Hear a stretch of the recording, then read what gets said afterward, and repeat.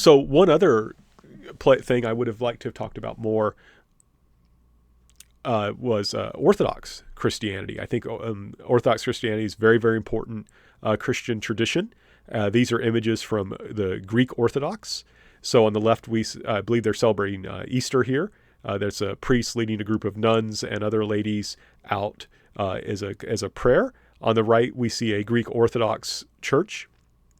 Very beautiful. So one thing that makes Orthodox Christianity really stand out, I think, is that its tendency to use mosaics. They won't use statues in their churches, but they have these things called icons. And I can't pronounce it right. This is called an iconostasis, but it's a kind of gate. There's the gate there, and there's walls and the altar's there. So when they perform as a Catholic, I think they call it divine services, what a Catholic would call the Mass. You can't always see it, and it's to emphasize the mystery of what is happening here in this kind of very holy ritual, and that's what they're kind of aiming for there. And what's interesting too is that there's a trend in the United States where you have some Christians who want a kind of deep tradition will turn to Orthodox Christianity. So they have some growth among kind of Christian intellectuals will often become Orthodox Christians.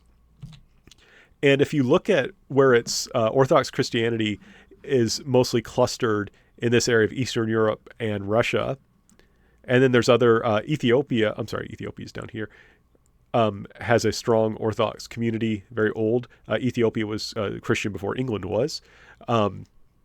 Egypt has the Copts, the people we talked about a bit ago, are Orthodox by and large. And so it's a very large community. And if you look at it, here's the list in terms of population, top biggest Orthodox populations by country. Of course, Russia's the top, but there's also other countries that are there. But again, you can see Eastern Europe plus Ethiopia for the most part. So that's something that's really important. Another interesting thing to look at would be this issue of secularization. So we began with this class with a Europe that was solidly Christian, but we can see, this is kind of fascinating, this is from 2017, where they were looking at people in different European countries, and they asked this question, were you raised Christian? Are you currently Christian? And it's amazing to see the drop, right? The huge number of people, and it depends on the area where this happened, where we're dealing with. But what we can see is a huge decrease in the number of people who were raised Christian no longer being Christian, and they're not converting to other religions. They're not affiliated with any religion. So we see this kind of growth of secularization, and that I think is striking. And this is 2017. This is only increased among the Christian populations, right? This has only gone up. So it's this really interesting thing, and especially as someone who teaches world history, it's fascinating to me to think of societies where religion is just not that important, because in traditional societies, religion is very important. It's actually impossible sometimes to separate out religion from other things because that's how important it is. It's everywhere. Now we're going into a very different kind of world, and for a long time, the United States was really kind of resisting that. And that has been changing, where the U.S. is also becoming increasingly secular, more and more unaffiliated, though people will call them the nuns. And I was really confused once because I heard a bishop talking about the increase in nuns and how he was concerned about that. And I'm like, why are you unhappy that there's more women religious? And he didn't mean N-U-N, he meant N-O-N-E-S. And another thing I would have liked to look at more is how that's led to changes, how that's connected to other changes. So the Wall Street Journal does this poll every few years about the values that people think are important. And I think this is fascinating. It says percentages say these values are very important to them. And it's fascinating because patriotism from 1998, more than 60% said this is very important. And it has dipped down to a very small number.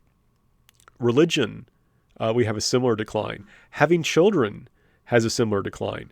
Community involvement was like going up and then just went crazy down. And I guess it's because of COVID. I'm curious I hope that rebounds, whereas money has gone up. as something that people think is very important. And we don't want to make, I don't want to make too, this is complex, and reading polls is complex, but it's striking, and I'm going to be personal for a second, because someone like me who would have answered to these first four things, are these things very important? I would say yes to all of them. If money, I would not have said is very important. And so I went from being like the majority to being a minority in terms of in terms of my values. And that's really striking to me. And I wonder, which is going first? What's going on that all these things that to me seemed obvious, right? If you had asked me in the late 90s, well, why should you be patriotic or why should you have children? I would have had a hard time answering your question because it just seems so obvious to me that of course those things are important. Why wouldn't they be important, right? Like that was just normal and now it's not normal. So it's kind of a curious thing. And this is somehow, the question is, how do these things all connect together and how do they connect to religion and how does that connect to secularization, right? That would have been interesting to look at. Another thing that, and I just want to point out, just to give you some concrete examples, the things these values, right? Like this captures it well, was that if you go to Walmart on a Saturday morning, you might, usually it's in September and October, you may see me and Dr. Robert Figuera there. We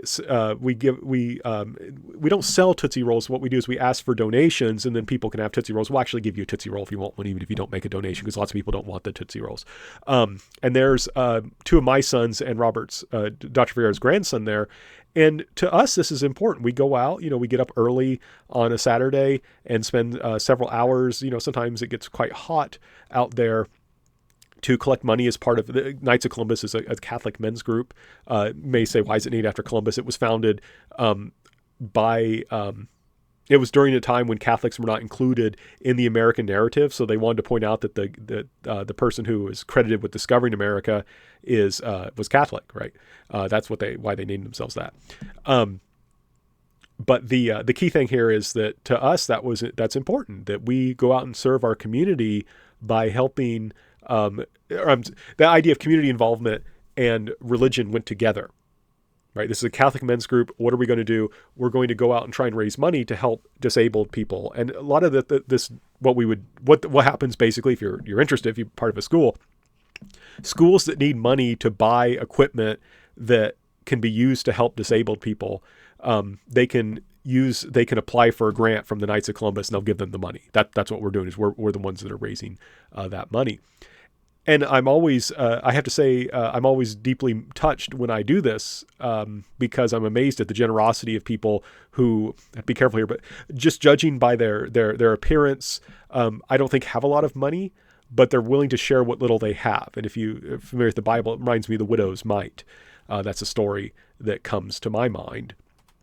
But the idea here is you see this kind of connection that we're talking about here, this idea between religion and community involvement. And I also volunteer, I do living history events to talk to people and hear about the history of the American Revolution and the American War for Independence. And there you can see some kids checking out a model I made, and I moved out of the way so they can mob it and have fun playing with it, which is what I wanted them to do. And they had a good time. And again, to me, there you see community involvement connected with patriotism. But the idea here is that you had this complete change, and it would seem, in values. And of course, it leaves people like me confused. And I would like to have spent more time talking about that, because to me, these things just all kind of connect in just how I see the world. And it's curious to see that kind of changing. Another person I would have liked to talk about more is Mother Teresa. She worked in India, serving among the dying, and what she would typically do is she and her nuns, you can see a group there, they would find people who had been abandoned to die and would take them. And they were often dealing with people who had terminal illnesses. So their goal was not to necessarily save their lives, but was just try to give them comfort as they died. So they wouldn't, it's just the idea is that, do you want to die alone in a gutter, or would you rather die in a clean bed? Right? That was kind of what their primary goal was. And I think that led to some misunderstandings of who Mother Teresa was and what she was trying to do. But she was a Catholic nun who won the Nobel Peace Prize. Another person I would like to talk about more is John Paul II and he was a pope. He's really complicated because he's now called by Catholics John Paul II the Great, but he's also a saint. So it's like Saint Pope John Paul II the Great. It's a lot to say, but there he is in Poland, and he played an important role in the peaceful end to communism in Poland. And it's kind of a striking thing because when he went to Poland, he was the first Polish pope. And so he was able to go to Poland, even though it was a communist country. And there were all these people chanting, "We want God, we want God." And it really showed how communism had failed to win the hearts of the people. And eventually this led to its peaceful downfall there. And one thing I do, what can I say? I showed Archbishop Desmond Tutu meeting President Ronald Reagan. There's President Ronald Reagan meeting John Paul II. Both of them played important roles in the peaceful overthrow of communism in Eastern Europe and to a certain extent, the Soviet Union as well in its eventual downfall. And what I think is interesting is both of them were actors. Right, so President Ronald Reagan, if you're not familiar with it, he was a Hollywood actor, and Pope John Paul II, he wasn't a movie actor, but he was very active in the theater, and I think this gave them both a kind of charisma. And if you look at their kind of how they acted and talked during this time period, they were two very charismatic individuals, even if you don't agree with them. And just I do have to share what I think is kind of funny about them. There's Pope John Paul II goofing off. I don't know why he's trying to pretend he has binoculars. But one thing I think is fascinating is President Ronald Reagan actually starred in a movie with a monkey, Bedtime for Bonzo.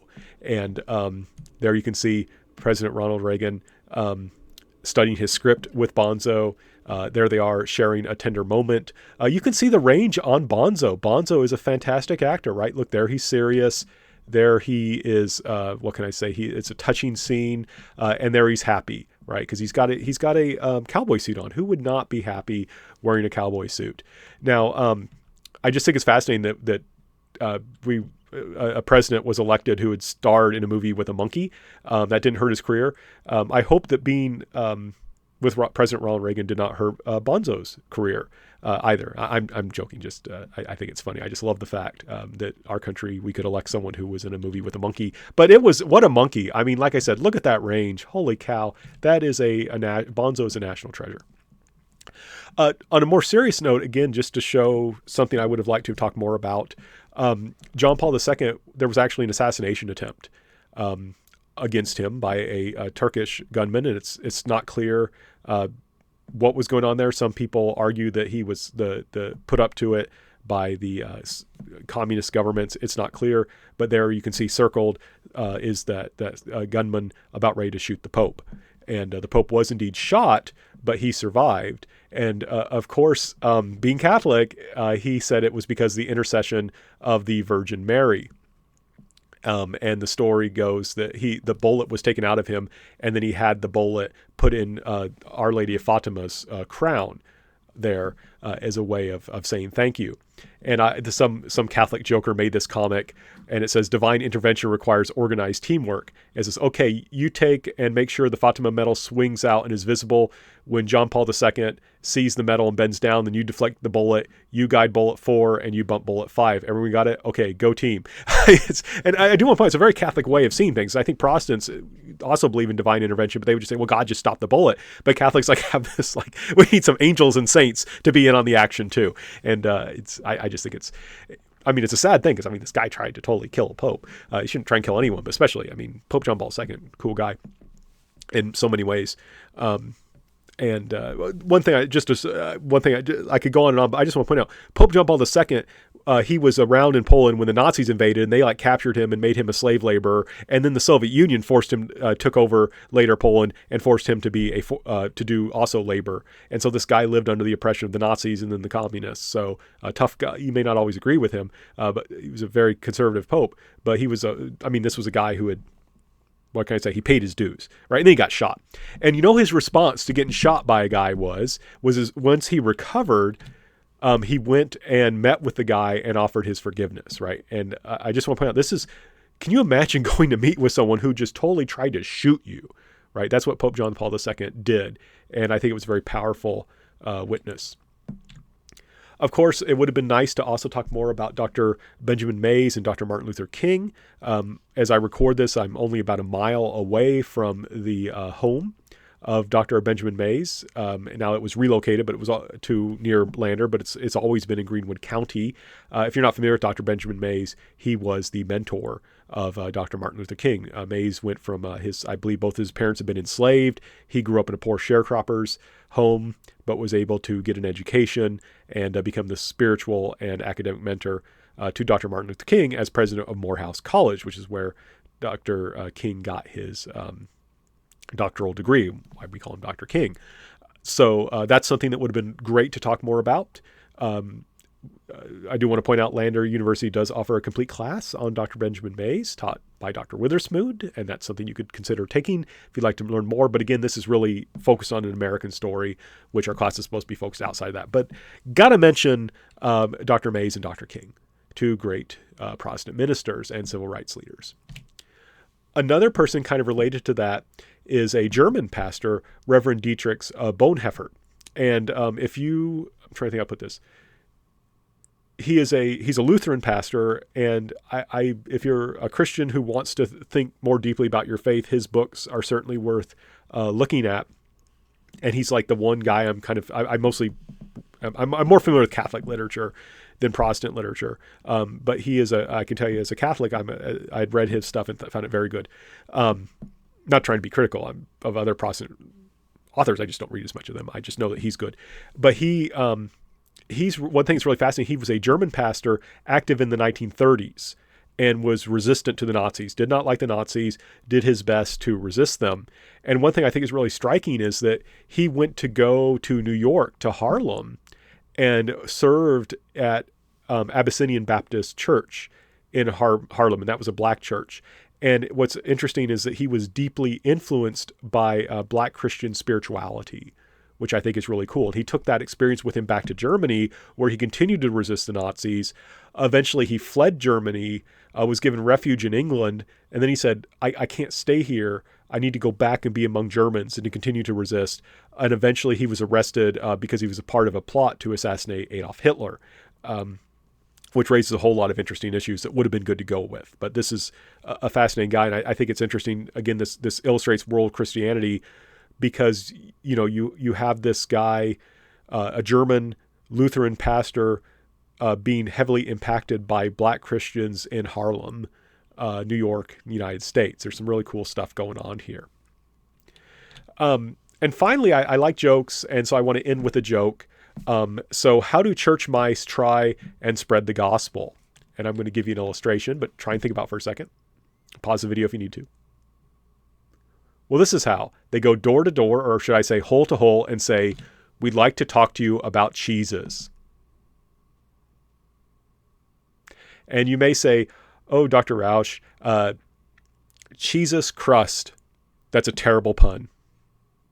And it is.